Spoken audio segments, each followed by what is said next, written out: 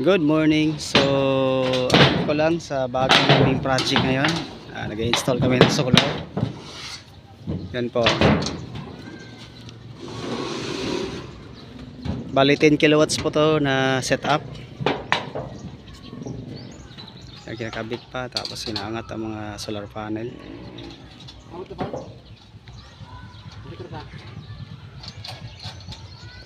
Tapos meron kami kinakabit dun sa kabila. Yan po. Tatapos lang dun sa kabila. Yan po. Yan. So update ko kayo mamaya pag matapos na to lahat, tapos magkakabit kami ng mga solar inverters sa baba. Sige po. Salamat. So yun, kabit pa. May mga 3 piraso pa ilalagay pa dito. Hindi pa talaga to tapos. Hindi pa ito agad matatapos.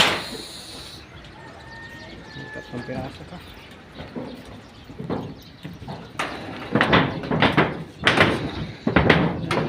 Ano yan? Magasgas ang wire. At saka may baon pa kami niliki, no? Yan, kabit na namin yung solar panel.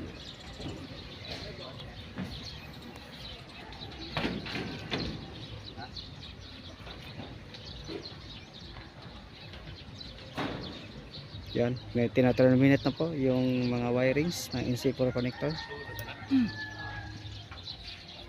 Ayan. Okay. So, done to install na kami ngayon. So, bali 8 pieces to na solar panel na 620 watts bawat isa. Solar panel. Yan po, tapos meron pang solar panel sa kabila. Nakabit. Yan po. Yan po. Tapos na. So, installation muna kami ng solar inverter. Na 10 kilowatts. Hybrid. Sulod na. Sulod kayo. Smooth kayo. Sulod daw ba? Okay. Dito pa may screw. Di na. No. Lock na lang natin. Kinayan dog. So, battery na masusunod. Yung 2 battery. So, susukatin mo namin yung battery. Update ko kayo mamaya. So, installation na muna ng battery. Bali 2 piraso to. Yan. Dynes battery.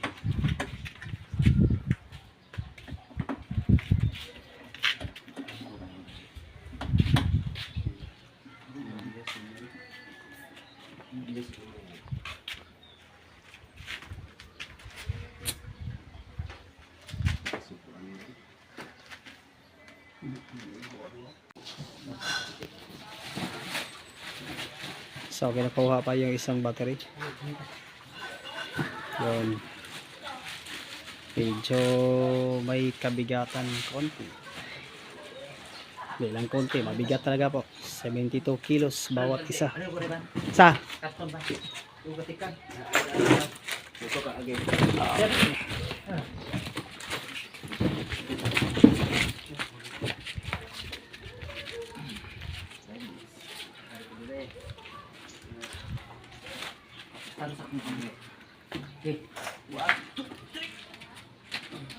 Nagbibilang talaga pag inaangat.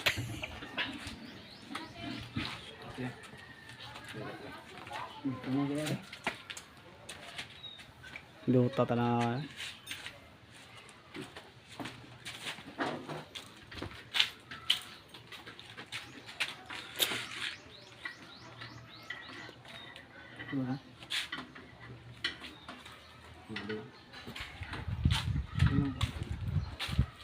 So, nagkakabit pa ng mga wirings sa battery.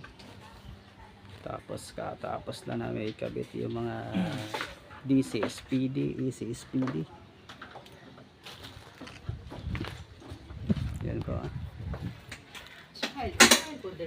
So, yung battery po natin is Dynes 51.2 volts.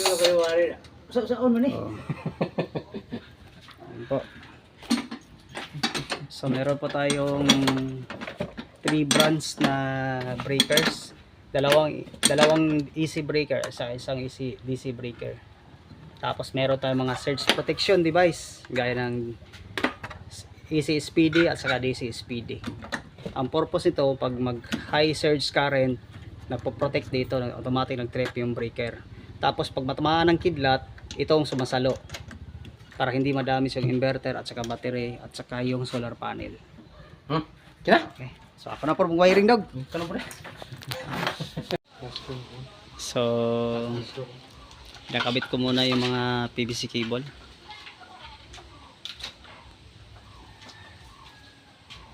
Tapos activated na po yung inverter pa natin na Solis na 10 kilowatts. Tapos ikakabit, i-terminate, may wiring ko naman mamaya po yung yung ETS. So hindi pa kasi ako tapos.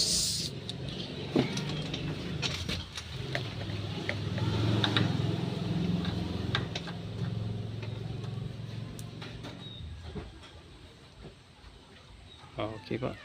Sige. Sige.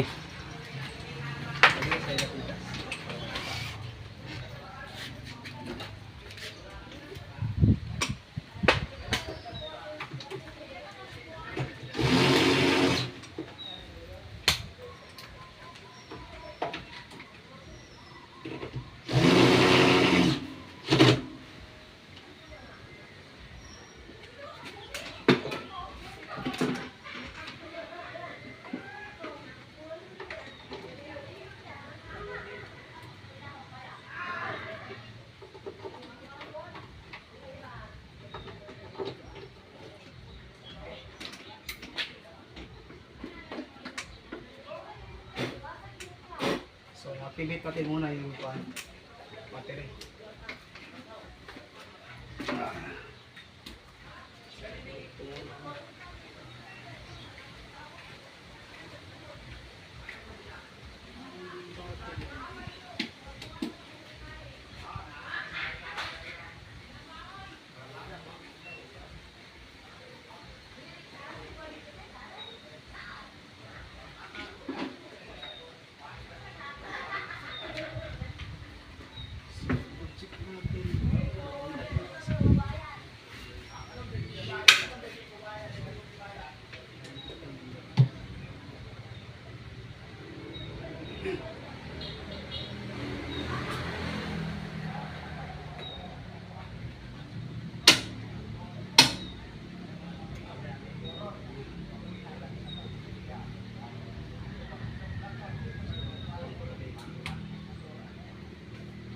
So, i-set natin sa battery.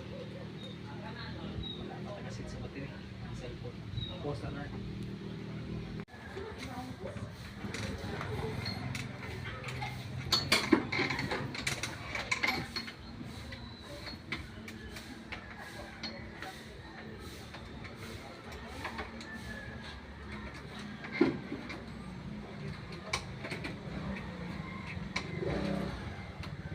Mayroon mo dyan. Up. Up. Good boy. Good boy. Good boy. Up.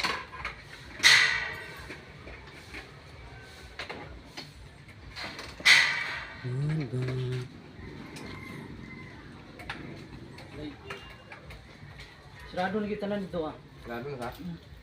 Di ka pala. Sa kanan kanan. Ito kita. Talanas. Ano ko mo? Bilit.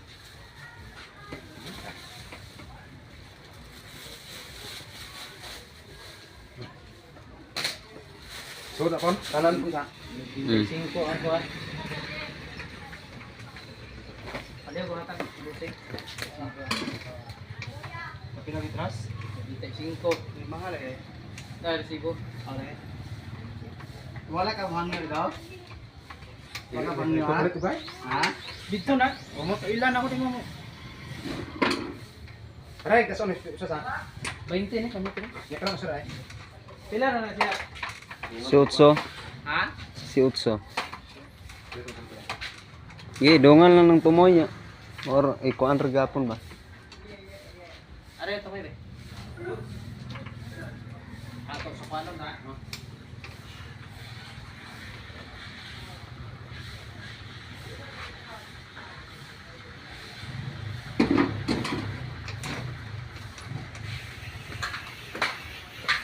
Sa.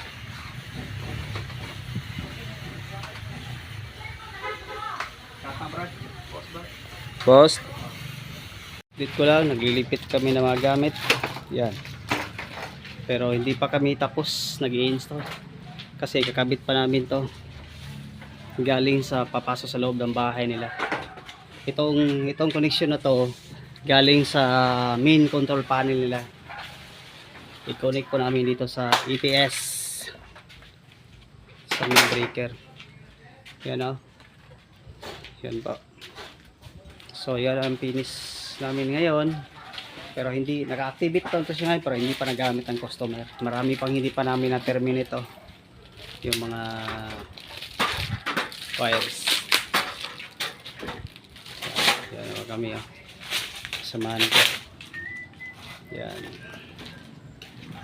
So meron din isang solar panel dito sa taas. Yan po, tapos taas baba. Okay, yan lang update ko.